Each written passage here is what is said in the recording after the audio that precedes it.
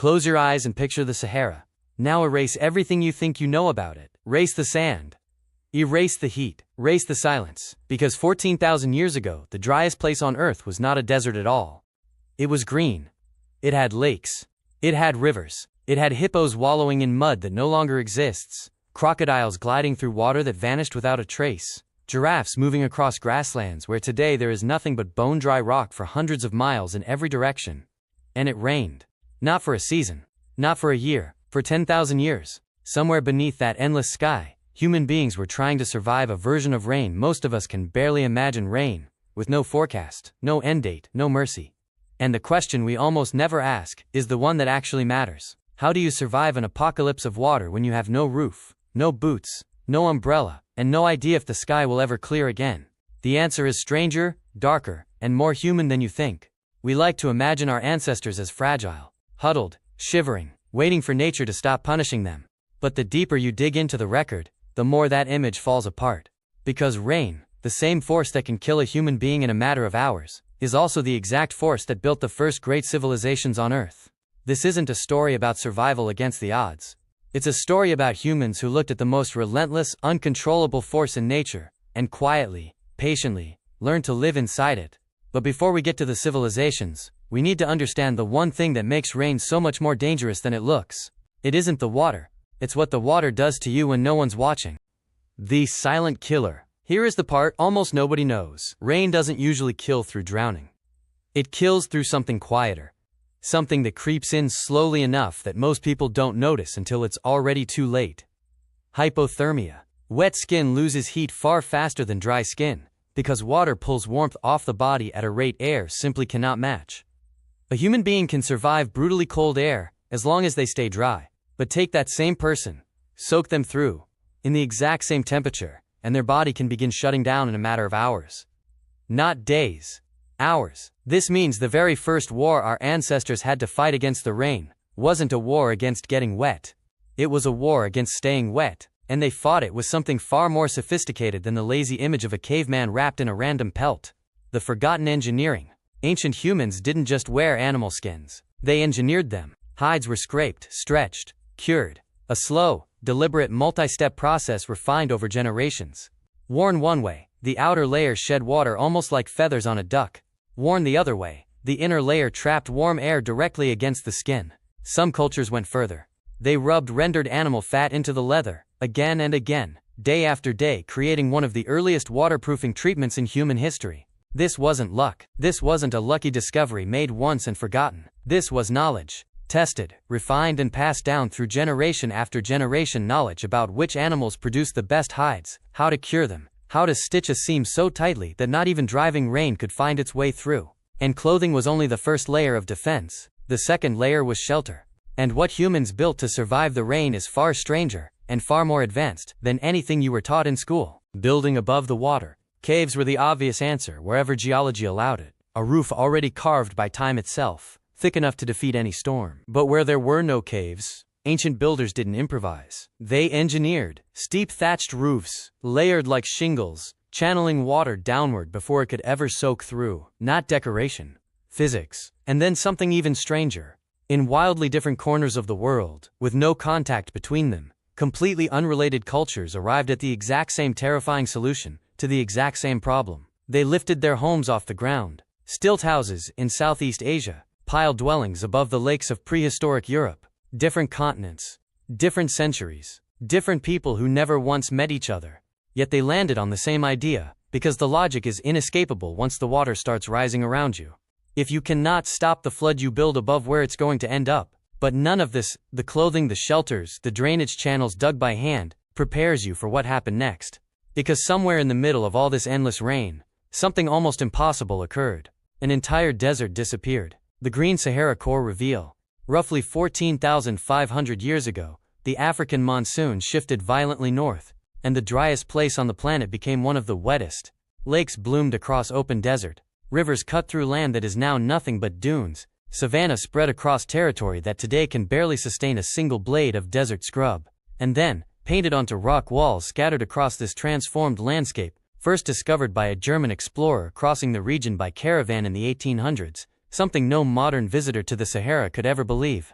Swimmers. Hippos. Herds of cattle being driven by hunters across a landscape that today would kill a human being in a single afternoon. At a site called Takarkori, in modern-day Libya, archaeologists uncovered something almost eerie. Nearly 5,000 years of continuous human occupation, layer stacked on layer, an entire buried timeline of daily life. And when scientists extracted ancient DNA from bones buried there 7,000 years ago, they found something that shouldn't have existed. A genetic lineage, isolated for thousands of years belonging to no population we fully understood before. A hidden branch of humanity that had quietly lived and died, and been forgotten inside a desert that wasn't a desert yet. But here's where the story turns dark. Because the rain that built this hidden world didn't just stop. It fought to stay. The dying of the rain. The end of the Green Sahara wasn't a single catastrophic event. It was worse. Sediment records from a basin in southern Ethiopia reveal something almost psychologically brutal, a climate that flickered. Droughts lasting 20 to 80 years at a time, striking roughly every century and a half, interrupted by sudden bursts of extreme wetness. Imagine living through that. Imagine watching the rain fail for decades, long enough for your grandchildren to never know it any other way, and then watching it come roaring back, just long enough to make you believe it might stay, and then losing it again. No forecasts, no certainty, no way of knowing whether this drought was the one that would finally never end. Communities lived and died inside that uncertainty for generations, before the rains retreated for good roughly 5,000 years ago. And when they finally left, the people didn't disappear. They followed the water, south, east, toward the Nile, toward the Sahel, toward Lake Chad, carrying with them everything they had learned about surviving a world defined by water into new lands that had never asked for that knowledge before. And thousands of miles away, at almost the exact same moment in history, the same pattern was about to repeat itself with a twist that reveals something unsettling about civilization itself. The Indus Paradox.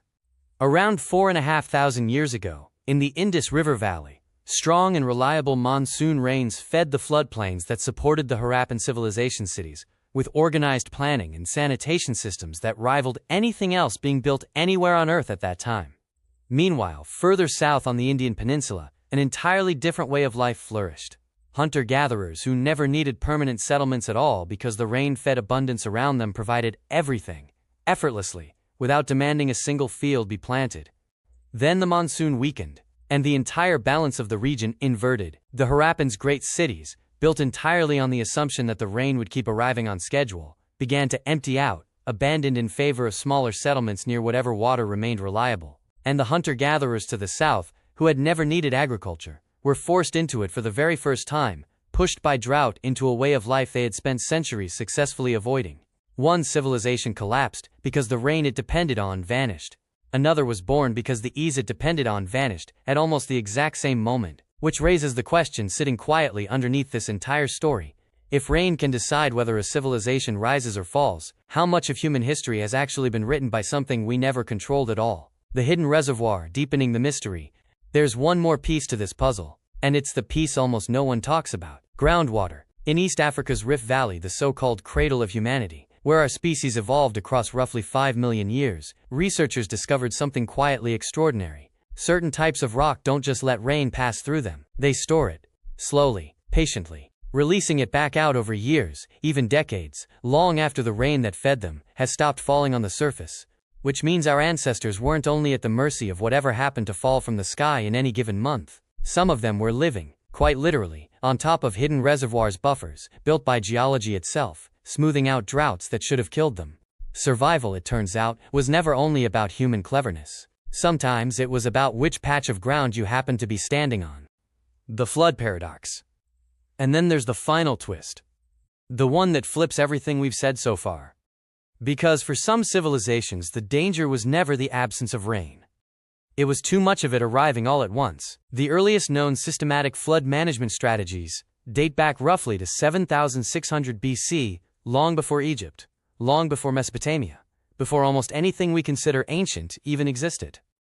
And along rivers like the Nile, the Tigris, and the Euphrates, humans learned something that should sound impossible. They stopped fearing the flood. They built their entire civilization around it. The Nile's floods deposited fresh, nutrient-rich soil across the land every single year, refertilizing entire farming regions without a single hand lifting a shovel. Egyptian planting, harvesting, even religious festivals were timed directly around the rhythm of the flood. But that dependence came with a terrifying risk. Because a flood that arrives slightly too strong doesn't renew a civilization. It erases it. So ancient engineers built dams, embankments, and channels, attempting something almost unthinkable. Welcoming just enough water to survive, while holding back just enough to avoid annihilation. A gamble, repeated every single year for thousands of years.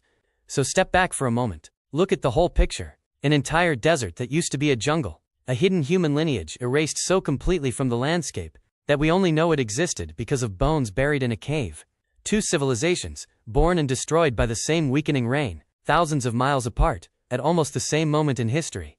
Underground rivers no one could see, quietly deciding who lived and who didn't. And ancient cities built not to escape the flood, but to depend on it completely, betting their entire existence on a force they could never fully predict or control. None of this was passive endurance. This was calculation. Adaptation. Generation after generation of quiet, relentless intelligence, applied not to escaping nature, but to reading it closely enough to survive inside it. And maybe that's the real story, hiding underneath all of this. We tend to think of civilization as something humans built by conquering nature. But so much of what became civilization was actually built the opposite way by humans who stopped fighting the rhythm of the world around them, and instead learned to move with it. The Sahara didn't stay green because humans made it that way. It stayed green because the sky allowed it, and the moment the sky changed its mind, an entire world vanished, along with almost everyone who ever lived inside it. Final line. Somewhere beneath the sand of the driest place on Earth, there are still footprints from people who once lived beside lakes that no longer exist. Proof that the ground you're standing on right now was never as permanent as you think it is. And neither, one day, will you be.